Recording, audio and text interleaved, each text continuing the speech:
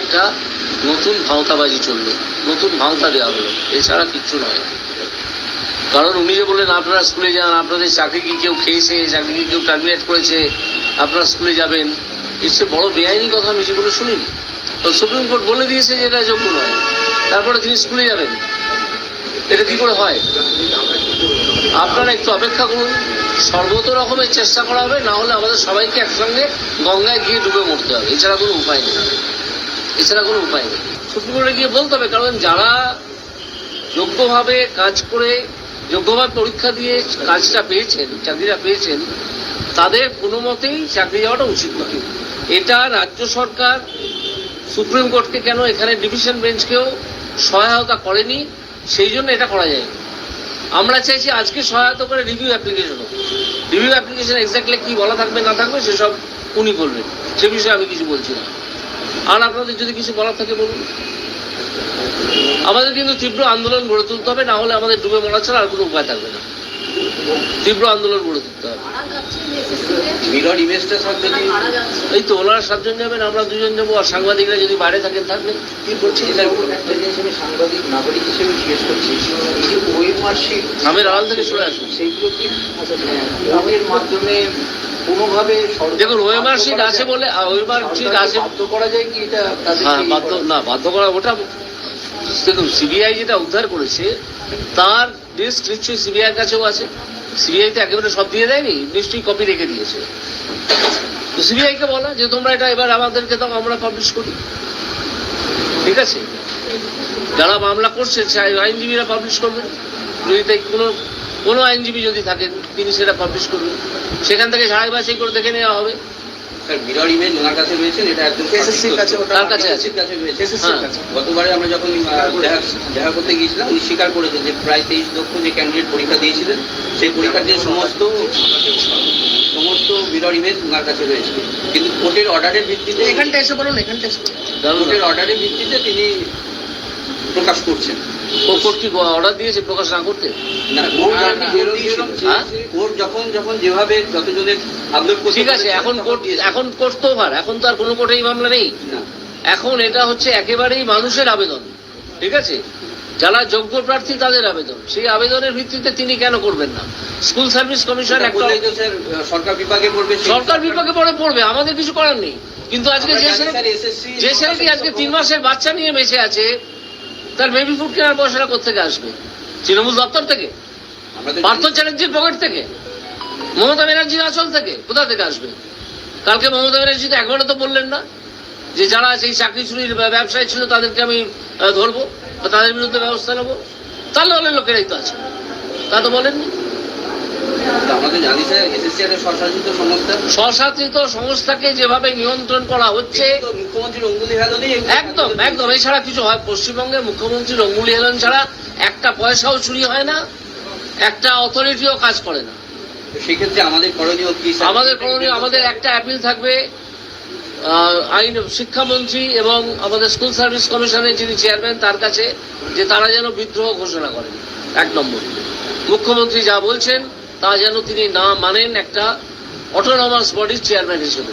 1 নম্বর, আজকেই আমি যাব, আপনারাও যাবেন আমার সঙ্গে, আমি সেই আবেদন করব। 2 নম্বর, শিক্ষামন্ত্রীকেও এই আবেদন করব যে আপনি রাজনীতি ঊর্ধ্বে উঠে, আপনি একজন আদতে বামপন্থী মানুষ, এই ছেলেগুলো চোখে চোখ কিভাবে দেখছেন? দেখতে পারছেন? আমাদের তো মাঝে মাঝে রাত্রে ঘুম ভেঙে যাচ্ছে। এটা কি হচ্ছে? এটা কি হলো?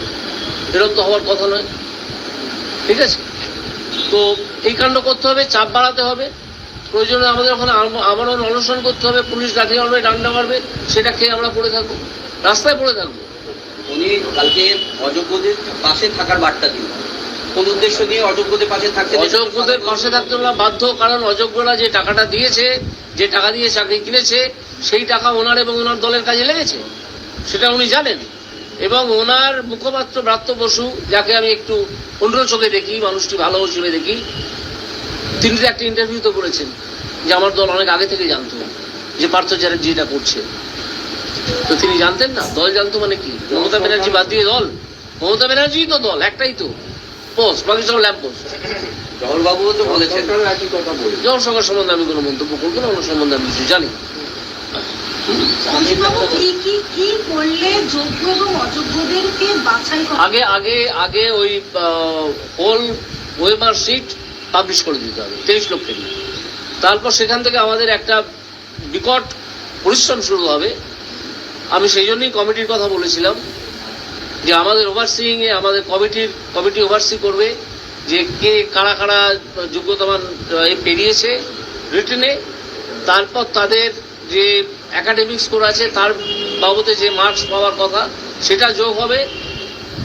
হলে যেটা হবে যে যারা যোগ্য প্রার্থী তাদের আবার পরীক্ষায় বসার যে একটা কথা বলেছে সুপ্রিম কোর্ট, সেই জায়গাটা কিন্তু আর থাকবে না। স্যার আমরা সুপ্রিম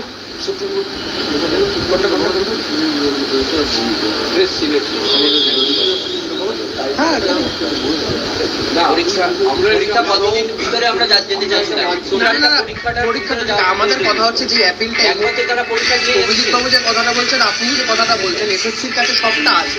এই যে কমিটির মাধ্যমে যেটা হয়ে গিয়ে এই যে শর্ট আউট করে নেওয়া এবং কোন বাচ্চা আপনার এবং এরপরেই যে ওখান থেকে শর্ট আউট করে নেওয়ার পরে এই যে ডিস্টিংশনটা হয়ে গেল কারা চাল কারা চাকর, এই জিনিসটা বেছে নেওয়ার পরে রিভিউ অ্যাপ্লিকেশন করলে জেনারেলি কি হয়, একটা নর্মাল রিভিউ অ্যাপ্লিকেশনের ক্ষেত্রে কোর্টের হয়তো একটা বক্তব্য থাকতে পারে যে অ্যাডভার্সারি লিটিগেশন তো এতদিন কোর্ট বলবে সময় দিয়েছে তাও কেন করনি। কিন্তু আমার মনে হয় কোর্টের এই ক্ষেত্রেও একটা সহানুভূতি সুলভ অ্যাপ্রোচ থাকবে, কারণ এখানে মানুষের জীবন জীবিকার প্রশ্ন।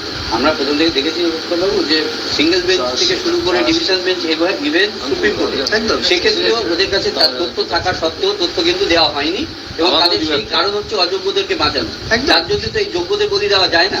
তো এই যারা যোগ্য রয়েছে তারা যেন পরীক্ষায় যাতে বসতে না হয় সেই ব্যবস্থা কিভাবে করতে হয় সেই বিষয়টা একটু বলুন। আর সুপ্রিম কোর্ট তো স্বীকার করে নিয়েছে টেন্টেড যারা তাদের বেতন ফেরত দিতে হবে। তার মানে এক ধরনের সেগ্রিগেশন তো সুপ্রিম কোর্ট মেনে নিল। না, সেটা তো চিহ্নিত যা, যেটা চিহ্নিত সমস্যাটা চিহ্নিত দিয়ে নিয়ে তো সব সমস্যাতে যারা চিহ্নিত নয় তাদের নয়।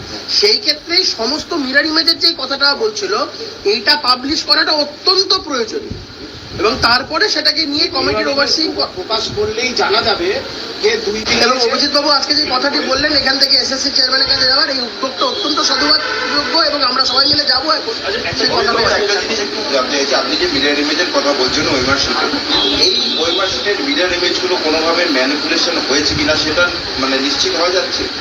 নিশ্চিত হয়ে যাচ্ছে, মানে এগুলো সবই আসল, এগুলো সবই আছে, কমিশন স্বীকার করেছে।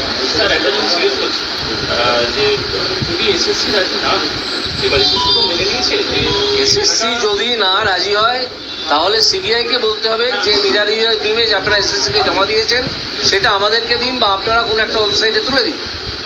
সেটাও নিশ্চয়ই ওয়েবসাইট সিবিআই কাছে নিশ্চয়ই আছে। সিবিআই কিন্তু অ্যাকসেপ্ট করেছে এসএসসি যাদের ফলন আছে যে আমরা কোশ্চেন করতে হ্যাঁ, তাহলে অ্যাকসেপ্ট করেছে। যোগ্যদের কাছে দিতে হবে, ওই অযোগ্যদের জন্য তো আমরা পাশে দাঁড়াবো না। কেন দাঁড়াবো? আশ্চর্যজনকভাবে গতকাল আমরা দেখলাম মাননীয় মুখ্যমন্ত্রী বললেন যে যোগ্যদের না, উনি তো এটা পাবলিশও দিচ্ছেন। আমি অপেক্ষা করছি কবে ওনার শিক্ষামন্ত্রী, যিনি আদতে একজন বামপন্থী, সিদ্ধার্থ বাবুর মতো একজন সৎ মানুষ যার হাত পা বেঁধে রাখা হয়েছে, তারা কবে বিদ্রোহ করেন। আক্রমণের অভিমুখটা চলে যাচ্ছে সিদ্ধার্থ বাবুর দিকে, ব্রাত্য বাবুর দিকে, কিন্তু পেছন থেকে সুতরাং আসছেন তো মুখ্যমন্ত্রী, তাই না? সেই জন্যই আমি বলেছিলাম আপনি রাজনীতি উঠতে উঠুন, এই সুতরাং করবেন না, করে একটা কমিটি করুন, করে খুব তাড়াতাড়ি এটা বার করে দেওয়া যাবে। তো এখন আমার যেটা মন্তব্য সেটা আমি বললাম, এবার আপনাদের আর যদি কিছু জানার থাকে বলুন। এই যোগ্য লিস্ট যদি উনি না দেয় আমাদের কি আর রাস্তা নেই? ওনার কাছে থাকা সত্ত্বেও যদি না দেয় আমরা কি করবো? আমরা যারা মামলা করেছিলেন তাদের কাছে একটা লিস্ট আছে, তাদের কাছে যোগ্যের একটা লিস্ট আছে। কিছু না হোক, আমি যখন একটা রায় দিয়েছিলাম 6000-এর মতো কত ক্যান্ডিডেটকে, তাদেরকে ধরে এগোনো যায়।